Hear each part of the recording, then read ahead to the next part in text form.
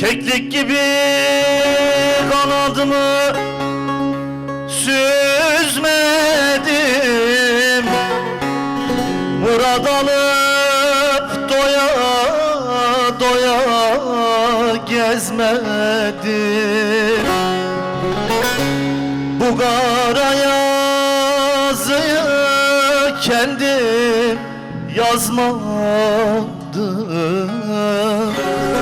Allıma yazılmış bu kara yazı.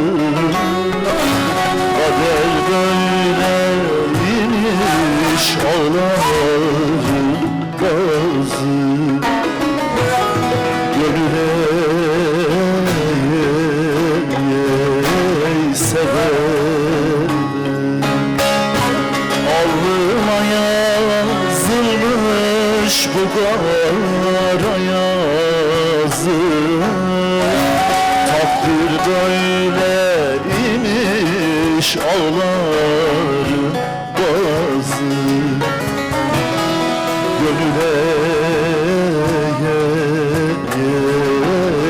sebep.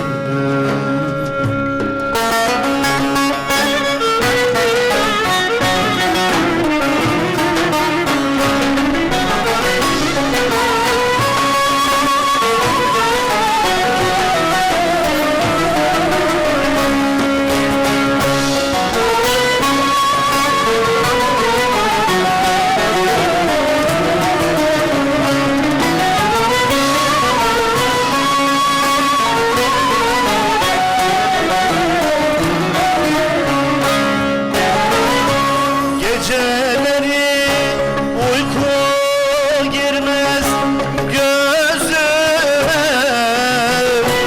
zalim yastık diken oldu yüzüme.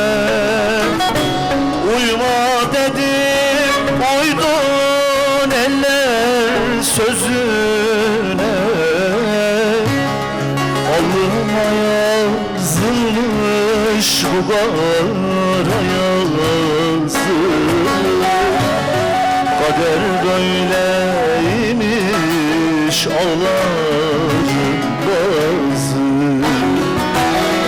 Gönüle sebep. Allıma yazılmış bu kara yazı. Takdir böyleymiş, ağlarım bazı. Gönüle sebep.